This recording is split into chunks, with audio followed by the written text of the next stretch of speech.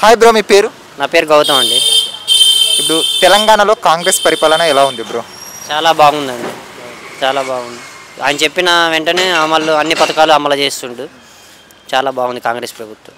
అంటే ఈ 5 years రేవంత్ రెడ్డి గారు తన ప్రభుత్వాన్ని నిలదొక్కగలుగుతారా? ఆ నెల ఖచ్చితంగా అండి. ఎందుకంటే ఇప్పుడు వచ్చి కూడా వన్ ఇయర్ కూడా కావట్లేదు కదా, మంత్ అవుతుంది. 1 month 2 months అవుతుంది.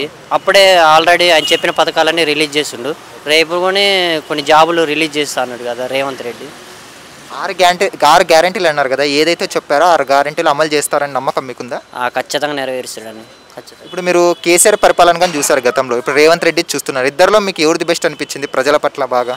అంటే ఇంకా ఇప్పుడే కండి, జస్ట్ చూద్దాం, ఇంకొక టైం ఉంది కదా, 4 years దాకా, ఇంకా 4 years 5 years ఉంది. కాంగ్రెస్ వాళ్ళు అంటున్నారు దాదాపుగా 7 లక్షల కోట్ల వరకు అప్పు చేశాడు కేసీఆర్ అని. ఎలా చూడొచ్చు దీన్ని మరి? అదంటే మనం చెప్పలేమండి. అప్పు చేసిందంటే అది సాధ్యం చేసిన సీఎంలు. ఈ మధ్య ఇంకా ఎక్కువ ట్రోల్ అవుతున్నది అంటే ఐటీ. కేటీఆర్ లేకపోతే హైదరాబాద్లో ఐటీ అనేది లేదు అంటున్నారు. అంటే కేటీఆర్ లేకపోతే అసలు ఐటీ అనేది లేదా నిజంగానే? కాంగ్రెస్ వారి వల్ల కాదా ఇది?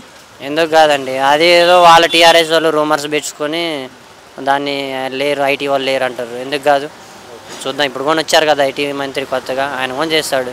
ఎందుకు చేయట్లేదు అనుకోవాలా? అంటే లోక్సభ ఎలక్షన్స్ వస్తున్నాయి కదా, ఈ లోక్సభ ఎలక్షన్స్ తర్వాత ఇది ఏదైతే కాంగ్రెస్ పరిపాలన కూలిపోతుంది అంటున్నారు చాలామంది, అది నిజమా? లేదండి, అది ప్రజలు నెరవేరుస్తారండి. అంటే ప్రజల చేతిలో ఉంది, మనకాడ అది ప్రజలు వాళ్ళు ఏమనుకుంటున్నారో వాళ్ళు అదే చేస్తారు. ఇప్పుడు మనం అసెంబ్లీ ఎన్నికలు చూసినాము, కాంగ్రెస్ అధికారంలోకి వచ్చింది. ఇప్పుడు లోక్సభ ఎన్నికలు ఎంపీ ఎలక్షన్స్లో కూడా ఇదే కాంగ్రెస్ హవా కొనసాగుతుంది అనుకోవచ్చా? ఖచ్చితంగా అండి, ఖచ్చితంగా కొనసాగుతుంది. అలాగే ఫ్రీ బస్సులు ఇది ఏదైతే ఉచిత స్కామ్ పెట్టారో లేడీస్కి, దానివల్ల ఏమైనా కాంగ్రెస్కి నెగిటివిటీ ఏమైనా వచ్చే అవకాశం ఉందంటారా కొన్ని చోట్ల? నెగిటివ్ అంటే ఏం లేదండి, అది వేరే పార్టీ వాళ్ళు అట్లా చేస్తారు కానీ అట్లా నెగిటివిటీ ఏం లేదు. మంచి మహిళలకి మంచి వినియోగించుకుంటున్నారు. ఆ పథకం చాలా బాగుంది. ఇది టీఆర్ఎస్ వాళ్ళు ఏమంటున్నారంటే లోక్సభ ఎన్నికలు అయిపోయిన వెంటనే కాంగ్రెస్ ప్రభుత్వం కూలిపోతుంది, మళ్ళీ అధికారంలోకి మేము టీఆర్ఎస్ మేమే వస్తాము అంటున్నారు. ఇది ఎలా సాధ్యమవుతుంది వాళ్ళు రావడం? అంటే ఎమ్మెల్యేని కొంటారేమన్నా? అట్లా ఏం లేదండి, ఇప్పుడు చూశారు కదా, మాదే వద్దని చెప్పుకున్న వాళ్ళు ఇప్పుడు పడిపోయిందిగా. టీఆర్ఎస్ కాంగ్రెస్ వచ్చిందిగా, అది కూడా అంతే, అసలు పడిపోయింది. మరి కాంగ్రెస్ ఈ ప్రభుత్వం 5 ఏళ్ళు కొనసాగిస్తుందా?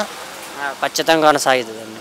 అంటే కొంతమంది ఏమంటున్నారంటే రేవంత్ రెడ్డి గారి నాయకత్వంలో గొడవలు ఉన్నాయి, కొంతమంది సీనియర్ లీడర్స్ వారే లోపల కోల్డ్ వార్ జరుగుతుంది అంటున్నారు. నిజంగానే వారి మధ్య మన కోల్డ్ వార్ ఉందా? లేదండి, అసలు లేదు. అంత మంచిగానే ఉన్నారు, మీరు చూస్తూనే ఉన్నారు కదా టీవీలో, అంత మంచిగానే ఉన్నారు. అలాగే చూసుకుంటే ఇప్పుడు బీజేపీ పార్టీ లోక్సభ ఎన్నికల్లో బీజేపీ పార్టీ హవా ఎంతవరకు అంటే నడిచే హవా ఉందనిపిస్తుంది? బీజేపీ అంటే చెప్పలేమండి, అది ఇక ప్రజల